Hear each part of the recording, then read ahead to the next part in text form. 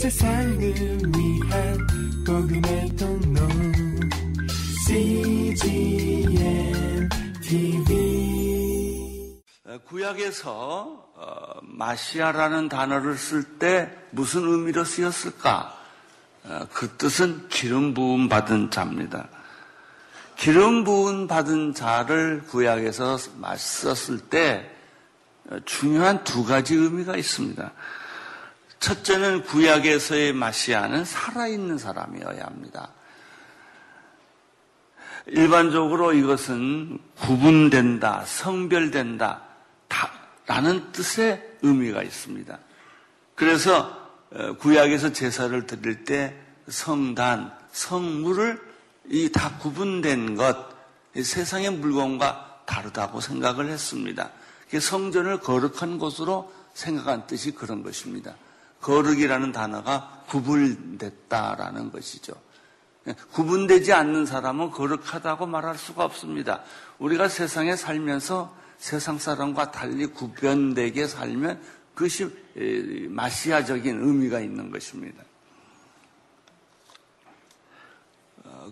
그리고 기름 부음을 받는데 그래서 누구에게나 아무렇게나 기름 붓지 않고 왕과 제사장과 또 선지자들에게 기름 부어서 servant of God, 하나님의 종으로 사용되었던 것이 구약의 이야기입니다.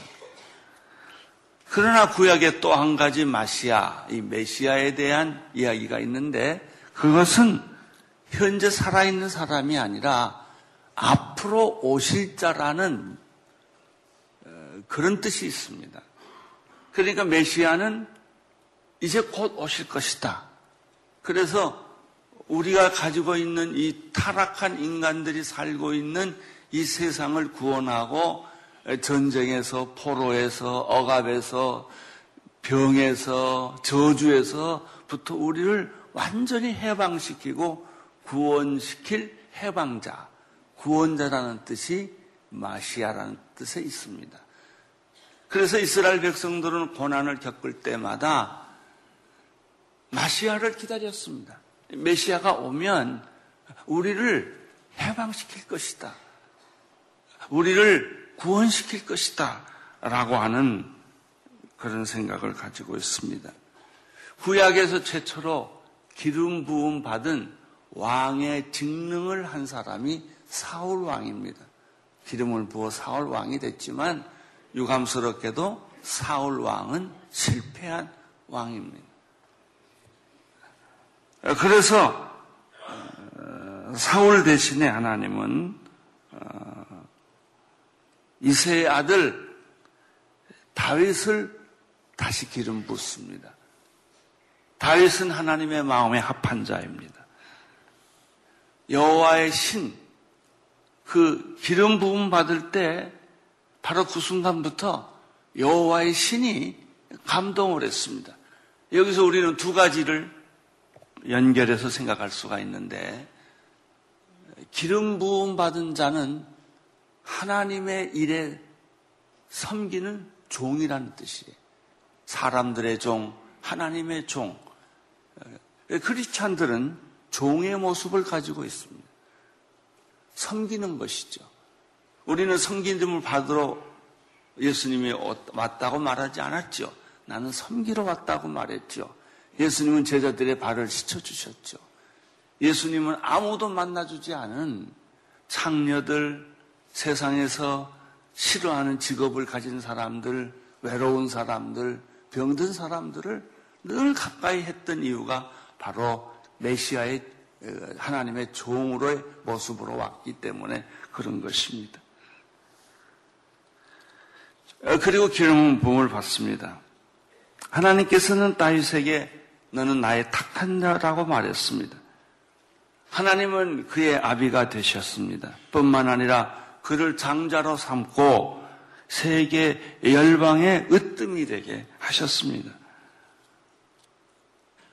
마시아라는 말은 구약에 자주 나오는 단어는 아닙니다. 90번 정도 나왔죠. 그러나 이 이새의 뿌리에서 유다 족속에서 메시아가 탄생될 거라는 그런 소문이, 그런 생각이 온 이스라엘 사람들의 마음에 점점 자라나기 시작을 했습니다.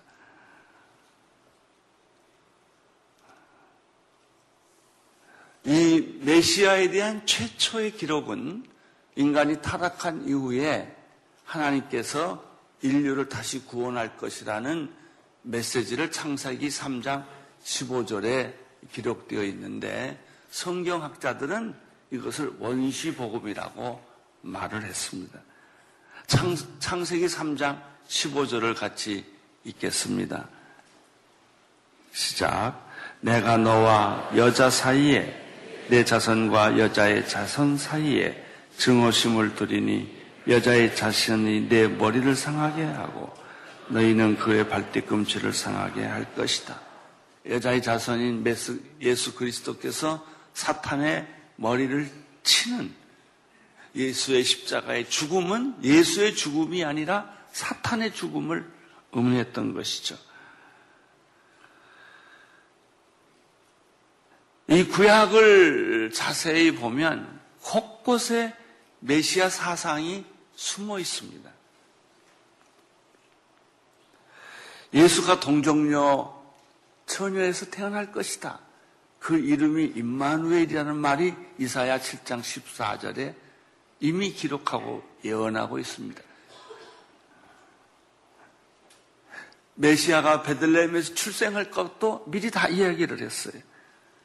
메시아의 길을 예비하는 사람이 요한이라는, 누군가 메시아의 길을 예비할 것이다.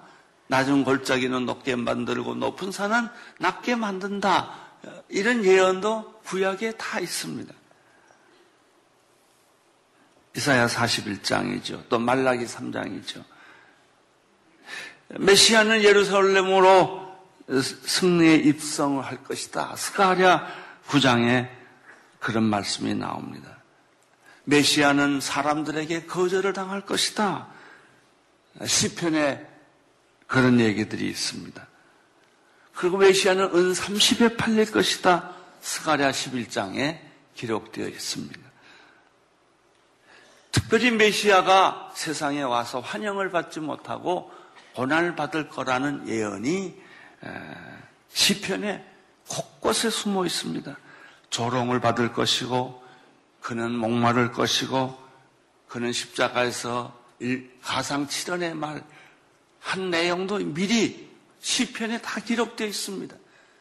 그럼 시편을 기록한 사람들, 이사야를 기록한 예언자들, 이런 분들이 그것들을 다 그렇게 신약에서 이루어진 것 같은 그걸 알고 했느냐? 아니에요.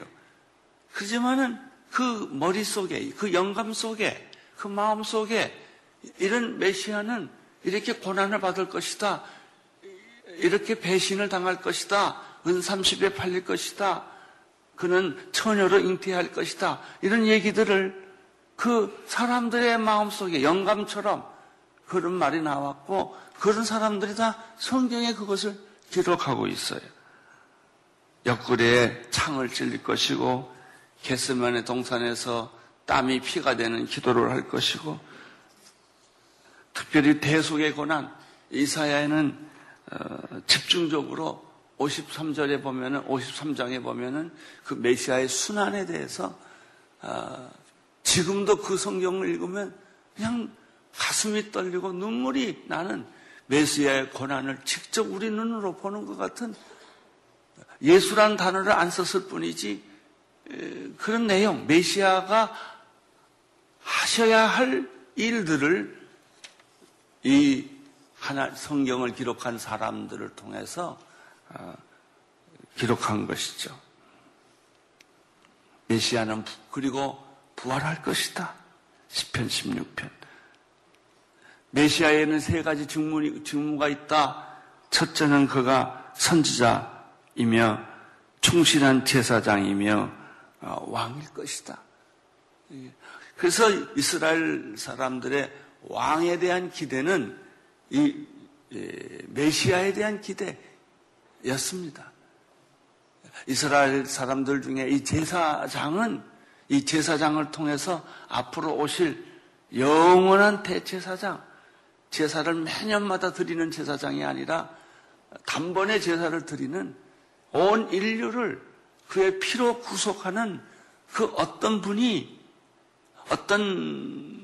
누군가는 알 수 없지만은 그런 메시아를 그들은 기다리면서 살아왔어요. 따라서 이 메시아는 그들에게 뭐가 되냐면 희망이 된 거예요. 희망이 끊어졌을 때, 절망이 되었을 때, 죽을 병이 걸렸을 때, 적군에게 포로를 당하고 집이 무너지고 자녀들이 흩어지고 부인이 강간을 당하고 이런 기가 막힌 그 현실 속에서도 메시아가 오시면 우리를 구원해 줄 것이다 라는 희망, 라는 기대감을 그들은 구약 전체에서 가지고 있었던 것이죠. 메시아는 다니엘서와 스가랴에서에 보면은 재림할 것이다. 그가 다시 와서 구원자로서 일을 할 것이다. 지금 제가 말씀드린 메시아에 대한 이야기는 전주 와서 메시아가 와서 무슨 일을 할 거냐라는 그 기대감, 기능에 관한 이야기였습니다. 근데 구약 전체를 보면 기능에 관한 얘기만 쓴 것이 아니라 또 곳곳에 메시아의 이름, 그 이름이 주는 의미, 그 메시아의 역할, 이런 것들이 또 많이 기록되어 있습니다. 모세오경에는 3가지가 있는데, 모세오경은 창세기, 출애굽기, 레위기, 민수기, 신명기를 뜨지 않습니까? 거기에서 메시아가 씨가 될 것이다. 씨. 창세기 1장부터 11장까지 나오는 말이에요. 이 메시아는 아브라함을 통해서 말해주는 것은 복의 근원이 될 것이다. 이 메시아는 노아를 통해서는 무지개로 나타났던 것이죠. 그것은 다시는 물로 심판하지 않으리라는 약속이에요. 그래서 메시아를 보면은 그 약속이 있고 예언이 있고 희망이 있고 그런 거예요. 우리 예수 믿는 사람의 제일 중요한 특징이 뭐예요? 이 약속에 대한 성취, 예언에 대한 완성, 그리고 희망에 불타는. 그래서 그리스찬들이 환영하는 것이 뭐예요? 죽음이에요. 이 죽음의 문을 열고 나가면 우리에게는 하나님의 나라, 천국이 기다리고 있다가는 이 환희, 이 예루살렘의 입성, 새 예루살렘이 우리에게 찾아오는 이 영광스러운 하나님의 나라에 대한 믿음, 이런 것이 순간적으로 이 세상에 살면서 짧은 고난 속에서 좌절하고 절망하고 포기하고 자살하는 것이 아니라 그런 희망을 갖는 거예요. 예수를 만난 사람들은 그 마음속에 상상할 수 없는 그런 희망, 미래에 대한 긍정적인 그런 생각들이 있는 것이죠. 그래서 크리스찬들의 얼굴은 찡그릴 수가 없어요. 아무리 어려워도 항상 기뻐하라, 쉬지 말고 기도하라, 범사에 감사하라는 말씀은 계명이 아니고 크리스찬에게 누리는 자유예요. 특권이에요. 우리는 누가 우리를 슬프게 할 수 없어요. 우리는 어떤 누구도 우리를 절망시킬 수 없어요. 절망이 깊을수록, 밤이 깊을수록 새벽이 가까운 것처럼, 하늘에 빛나는 별처럼 우리는 마음에 늘 이런 긍정적인, 희망적인 그런 아주 밝고 이런 생각들을 갖고 있는 것이죠. 너는 너희 본토 친척 아비의 집을 떠나 내가 내게 지시한 땅으로 가라. 너는 복의 근원이 될지라. 이건 아브라함에게만 주시는 말씀이 아니에요. 아브라함의 자녀들에게 주시는 말씀이요. 먼 훗날 이 메시아가 이 땅에 오실 때 바로 이 복의 축복을 주신다는 얘기예요. 나는 여러분들이 다 복 받기를 바랍니다. 육체적으로도 복을 받고 정신적으로도 복을 받고 영적으로도 복을 받고 그렇게 사시기를 바랍니다. 그래서 예수님이 세상에 와서 요단강에서 세례받고 제일 먼저 한 일이 뭐예요? 마귀의 유혹, 첫 아담과 이브를 타락해 했던 그 마귀를 발로 밟는 거 아니에요? 시험에서 이기는 거 아니에요? 그리고 사역이 시작이 되는 거예요. 욥기에 보면은 4가지 정도 메시아에 대한 이야기가 있어요. 그는 판결자, 재판자, 증인, 그는 구속자, 그는 중보자 이런 단어를 썼어요. 욥은 고난이 너무나 심할 때 그리고 그 고난이 이해되지 않을 때 왜 내가 이런 고난을 겪어야 합니까? 그러나 현실은 고난이 와서 기왓장으로 자기 피부를 뼈를 긁을 때 내가 나의 구속자를 보니 이런 단어를 써요. 누군가 와서 우리를 구원하지 않으면 인간에게는 희망이 없다. 그가 고난 중에 그의 구속자, 그의 중보자, 누군가 나를 위해 기도하고 있고 이런 단어를 씁니다. 다윗 시대에는 시편에 5가지 또 사무엘 상하의 말이 있어요. 그는 기름 부음 받은 자일 것이다. 그는 충실한 제사장일 것이다. 그는 다윗의 집에서 나올 것이다. 다윗의 위에서 나올 것이다. 다윗의 나라에서 나올 것이다. 그래서 구약에 있는 사람들은 메시아를 상상하고 기다리고 있지만 그가 누구인지를 이렇게 딱 잡아서 몰랐던 거예요. 시편에는 더 많이 나타납니다. 그의 인격과 사역에 대한 찬양시가 나오죠. 그는 정복자요 통치자일 것이다. 그는 거절당한 코너스톤, 기초석일 것이다. 배반당한 메시아일 것이다. 그는 죽을 것이다. 그렇지만 그는 다시 살아날 것이다. 그는 섭리자요 신랑이다. 승리의 왕이다. 그래서 성경을 읽으면 이러한 메시아 사상 때문에 구약을 읽으면 율법적으로 해석하는 것이 아니라 은혜를 받는 거예요. 희망과 용기와 믿음을 갖는 것이죠. 선지서에는 선지자는 이스라엘 백성이 위기를 맞이할 때마다 나타나서 야단도 치고 경고도 하고 예언을 합니다. 여기 제일 많이 나타나요. 9세기에 나타난 요엘서는 예수님은 선생일 것이다. 선생으로서의 메시아. 8세기에 나타난 호세아, 아모스, 미가 선지자를 통해서는 이렇게 말합니다. 그는 제2의 다윗으로서 다윗의 집을 세울 자이시며 길을 여는 자시며 오는 오실 통치자이실 것이다. 고난이 깊을수록 이 메시아에 대한 기대감은 컸던 것이죠. 주전 8세기에는 특별히 이사야가 활동되는데 이사야에는 아주 집중적으로 이 메시아에 대한 이야기를 하고 있어요. 14번 이 메시아의 다른 이름을 이야기합니다. 여호와의 싹시다. 싹 같은 존재다. 이사야 7장 14절에는 메시아는 동정녀에게서 태어날 것이다. 그의 이름은 임마누엘이다. 하나님이 우리와 함께 계시는 분이시다. 그는 기묘자다. 그는 통치자다. 그는 우주적 승리자다. 그는 코너스톤 기초석이다.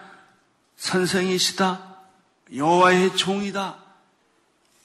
메시아는 하나님의 왕이시지만, 왕으로서의 메시아이시지만 동시에 인간의 종으로 섬기는 자로 오신 분이시다. 메시아는 선교적 열방을 구원하는 분이시다. 모든 열반의 이방 백성들이 그에게로 몰려올 것이다. 그는 우리를 죄에서 구원해 주시는 속죄자일 것이다. 다윗에게 약속한 불가항력적 은혜가 있다. 그는 복음의 선포자다. 그는 정복자 메시아로서 세상에 오셨다. 이 이사야에 나타난 메시아 사상은 하나님의 종의 사상과 연결되는데 너무나 중요하기 때문에 좀 몇몇 성경 구조를 같이 좀 읽어봤으면 좋겠습니다. 이사야를 찾으십시오. 7장 14절.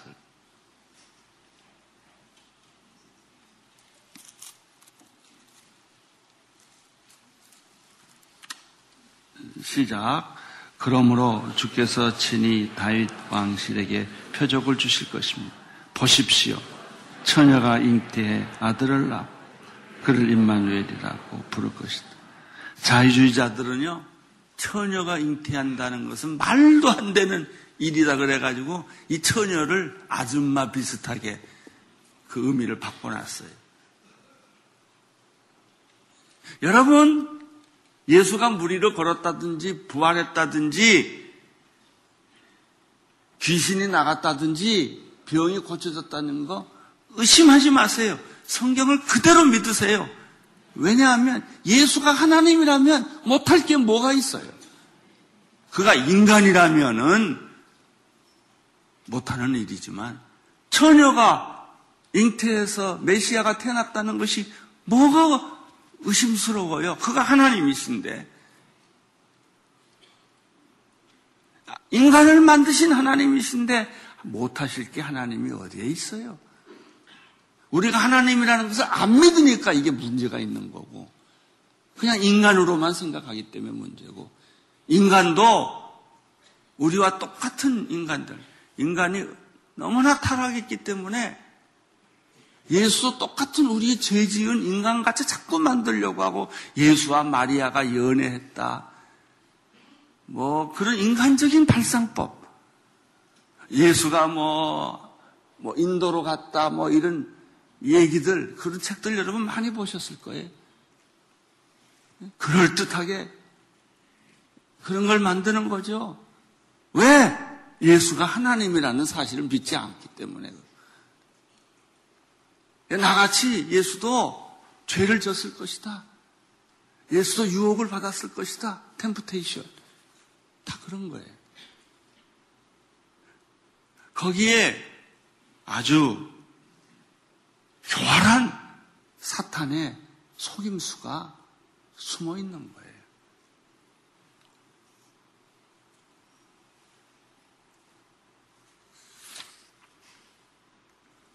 구장을 보세요. 이사야 9장. 제가 설교하기보다는 그냥 성경 읽는 게 메시아를 더 빨리 이해를 해요. 이 9장으로 보면.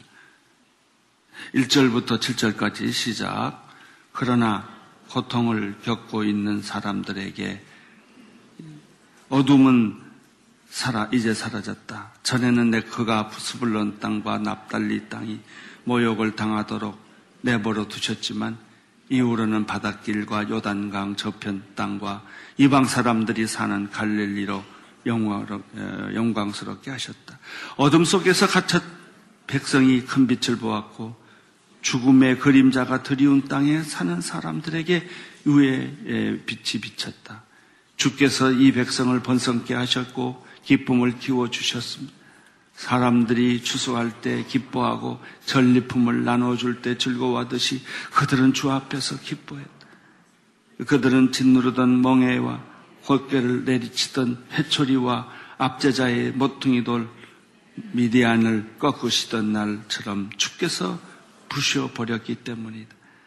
그 쿵쿵거리며 짓밟았던 모든 군화와 파괴범이 된 모든 군복이 땔감으로 불에 다 사라졌기 때문이다. 한 아이가 우리를 위해 태어났다. 우리가 한 아들을 얻었다. 그의 어깨에는 주권이 있고 그의 이름은 기묘자, 모사, 전능하신 하나님, 영원하신 아버지, 평화의 왕이라 불릴 것이다. 그분은 넘치는 주권과 평화는 다윗의 보좌와 그의 왕국 위에 끝없이 펼쳐질 것이다. 지금부터 영원히 공평과 정의와 그것을 견고히 세울 것이다. 만군의 여호와의 열정이 이것을 이루실 것이다. 하나님의 열심이 이 모든 것을 이루게 될 것이다. 우리는 오실 메시아, 구약의 사람들은 예수라는 분을 몰랐지만은 그분의 속성, 그분의 이름, 그분의 기능, 그분이 우리에게 해주실 이런 비전들을 그들이 기도할 때 왕을 통해서, 제사장을 통해서, 예언자를 통해서 그 메시지를 다 받았어요. 그 메시지를 받았기 때문에 그들은 정말 그 비전으로 가득 찼다는 것이죠. 11장을 보시면 이사야에 집중적으로 썼어요. 1절, 이새의 줄기에서 한 싹이 나오고 그 뿌리에서 가지가 돋아나 열매를 맺을 것이다. 그리고 여호와의 영이 그에게 머물 것이다. 곧 지혜와 통찰의 영, 모략과 용기의 영, 지식과 여호와를 경외하는 영이 그에게 머물 것이다. 그는 여호와를 즐겨 경외하고 눈에 보이는 대로 판결하지 않고 귀에 들리는 대로 결정하지 않을 것이다. 그래서 그는 약한 사람들을 공의를 판결하고 세상에서 학대받는 사람들을 위해 정직하게 결정을 내릴 것이다. 그는 입에 몽둥이로 세상을 치시고 그의 입술은 바람으로 죄를 범한 사람들을 죽일 것이다. 그는 정의로 그의 허리띠를 띠고 신실함으로 그의 몸의 피해를 따를 것이다. 늑대가 어린 양과 함께 살고 표범이 새끼 염소와 함께 누우며 송아지와 어린 송아진 송아지가 짐승이 함께 있는데 어린아이가 그들을 이끌고 다닐 것이다. 암소와 곰이 함께 풀을 뜯고 그 새끼들이 함께 뒹굴며 사자가 소처럼 즙을 먹을 것이다. 젖먹이가 독사의 구멍에 곁에서 장난하고 어린아이가 뱀의 글에 손을 넣을 것이다. 그들은 내 거룩한 산 모든 곳에서 해치거나 다치지 하지 않을 것이다. 물이 바다를 덮고 있듯이 세상이 여호와 아는 지식으로 가득 찰 것이다. 12절에도 계속 그런 얘기가 나와요. 그날에 이사야의 뿌리가 나타나 민족의 깃발을 될 것이다. 나라들이 그에게 찾아오고 그가 있는 곳을 영화롭게 될 것이다. 뭐 이거 주석하려면 다시 설교 또 해야 돼요. 그냥 이렇게만 읽어도 우리 가슴이 뜨겁지 않아요? 9세기 예언자 예레미야는 5가지 말로 메시아를 설명했어요. 여호와는 우리의 의요, 제사장이며 왕이며 변함없는 약속이며 3개의 얘기를 했어요. 6세기에 가서는 에스겔과 다니엘이 나오는데 연한 가지, 의로운 왕, 선한 목자, 나라의 통일을 이루시는 분, 인자, 다시 오실 자 이렇게 표현을 했어요. 학개, 스가랴, 말라기가 예언했던 주전 5서기에는 만국의 보좌, 여호와의 인, 대제사장으로서의 사역, 열방의 왕적 제사장, 왕, 메시아, 그게 4가지 말이 있어요. 모퉁이 돌, 천막의 말뚝, 활 같은 사람, 다스리는 사람. 그는 거절당한 선한 목자, 찔림당한 자, 고통받은 자, 연약한 사람, 사자, 의로운 태양. 구약 전체에 일관적으로 나타나는 메시아 사상, 거기에 어떤 인물이 나타나든지 어떤 예언이 있든지 어떤 사람이 있든지 이 메시아가 와서 우리를 구원할 것이다. 우리를 치료할 것이다. 우리를 저주에서 해방시킬 것이다. 우리를 포로와 압제해서 우리를 감옥에서 우리를 건져내실 분이다라는 예언이 구약을 그저 떫떫이 읽은 사람은 그게 무슨 소리인지 몰라요. 일관적으로 창세기부터 말라기까지 이것을 성령의 감동으로 읽어보는 사람들은 이 메시아 사상이 점점 내 믿음에서 자라나기 시작을 해요. 그런데 우리가 굉장히 놀라운 말씀은 누가복음 4장 16절이에요. 우리 예수님께서 세상에 오셔서 회당에서 가르치셨는데 가르치실 때 바로 이 부분을 누가복음 4장에서 한마디로 요약을 하신 거예요.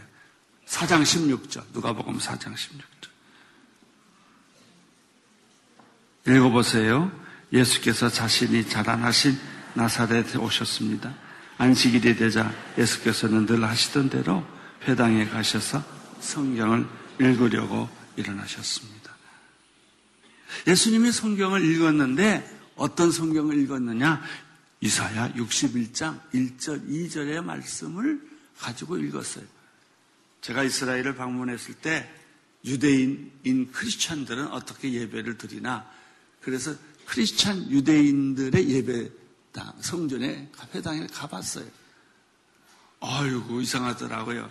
그 랍비 옷을 다 입어요. 이렇게 머리에도 이거 하고, 옷도 가운 같은 거 입고, 찬양을 부르고, 그리고 쉐마를, 신명기 6장 4절부터 9절까지 그거를 읽고, 그리고 기도문을 외우고, 성경 낭독을 하는데, 이스라엘 사람들은 우리 같이 이런 성경이 있는 게 아니고요. 두루마기. 두루마기가 두 사람이 들어야 돼. 키가 한 1m 좀 넘는 정도의 양피지를 두 사람이 헌금할 때 헌금위원이 들어오듯이 그걸 두 사람이 들고 들어와가지고 이렇게 양쪽으로 펴요. 그래가지고 말씀을 읽더라고요. 그리고 해석을 해요. 그리고 축도하고 끝나는데 아주 저에게는 신선한 경험이었어요. 오늘 예수님께서 이 두루마기를 펴서 이사야 61장 1절 2절의 말씀을 읽은 거예요. 그 내용이 무엇입니까? 18절에 있습니다. 17절에는 예수가 두루마기를 펴서 읽었다라는 얘기고요. 누가복음 4장 18절에는 그 읽은 내용이 기록되어 있어요. 읽어주십시오. 주의 영이 내게 내리셨다. 이는 하나님께서 내게 기름을 부으셔서 가난한 사람들에게 복음을 전파하도록 하기 위해서다. 하나님께서는 부르던 자에게 자유를, 못 보는 사람에게 다시 볼 수 있음을, 억눌린 사람들에게 해방을 선포하기 위해 나를 보내셨다. 주의 은혜의 해를 선포하기 위함이다. 이 내용을, 메시지를 다시 정리하면 주의 영이, 성령이 임하면 기름 부으심이 나타난다는 거예요. 기름 부으심이 나타나면 네 가지가 일어나는데, 첫째, 가난한 자에게 복음을 전한다는 거예요. 그래서 우리 크리스찬들을 주변에는 항상 가난한 자를 돌보는 그런 모습이 있어요. 부유한 사람들은 예수 잘 안 믿습니다. 너무 부유해서. 지식이 많은 사람들, 뭐 좀 안다는 사람들은요, 그렇게 복음을 쉽게 못 받아들여요. 가난한 자들은 돈도 없고, 마음도 가난하고, 아무것도 없는 사람이에요. 이분들은 하나님을 빨리 믿어요. 메시아를 어린아이처럼 받아들이는 거예요. 포로된 자에게 자유를. 여러분, 감옥에 평생 있는 사람들, 사형수들, 생각해 보셨습니까? 제가 전도했던 살인자가 하나 있었어요. 그 사람은 나이트클럽에서 칼을 써가지고 여러 사람을 죽였어요. 사형 선고를 받았어요. 그는 계속해서 지금도 나한테 편지를 몇십 년 동안 나 무죄 석방 좀 하게 해주세요. 그 결혼도 했어요. 아이도 있어요. 포로된 자에게 자유를. 못 보는 자에게 보게 함을 치유예요. 자유선언이에요. 가난과 복음이에요. 억눌린 사람에게 해방을, 해방선언이에요. 이것이 희년이에요. 이것이 메시아에게 있다는 거예요. 20절을 보면은 이렇게 말을 했습니다. 예수님이 시작. 예수께서는 두들머리를 말아서 시주노동자에게 돌려주시고 자리에 앉으셨습니다.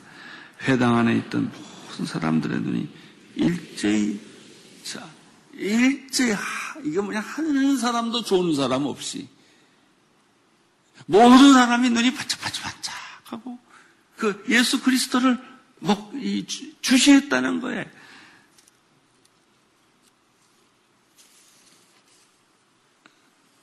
(21절에) 보면 이 말씀을 읽었지 않습니까?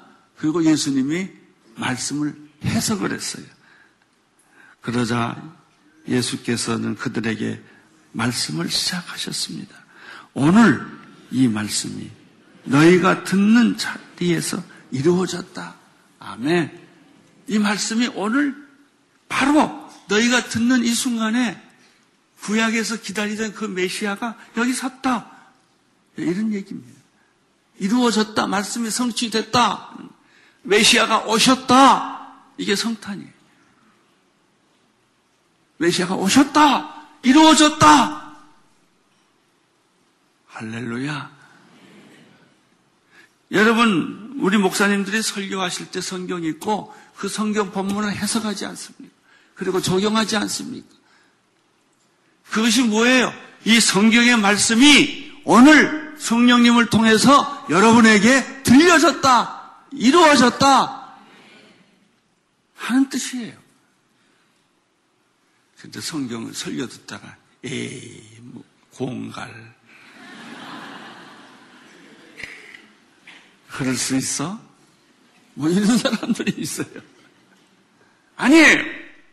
설교자는 이 확신을 가지고 설교하는 거고, 듣는 사람은 오늘 말씀이 내 귀에 들렸다. 말씀이 내 눈에 보였다. 말씀이 내 가슴에 사무쳤다. 예수님의 해석이었어요. 사람들의 반응이 어떻게 나타났습니까? 22절 시작. 그러자 모든 사람이 감탄을 하고 그분의 입에서 나오는 은혜로운 말씀에 놀라와 저 사람이 요셉의 아들이 아닌가? 그래서 예수님은 두 가지의 충격을 우리에게 주는 거예요. 그가 하나님으로서 세상에 오셨고 사람의 몸을 입고 오셨고, 그가 죄 없는 인간으로 오셨기 때문에 그 당시의 사람들도 아니 저 요셉의 아들인데 어떻게 저렇게 신적인 메시지를 하나님이라고 그가 말하는가? 나와 하나님은 하나라고 말하는가? 나를 본 자는 아버지를 보았다고 말을 하는가? 사랑하는 성도 여러분, 오늘 성탄절 예배입니다. 예수님이 메시아이십니다. 그렇게 오랜 세월 동안 기다리던 구약의 사람들이 그리워하던 사모하던 눈물을 쏟으며 피눈물을 쏟으며 고난을 겪으며 포로 생활을 하며 그렇게 순환을 받으며 그래도 마지막까지 희망을 잃지 않고 메시아를 기다리던 그 메시아가 태어난 거예요.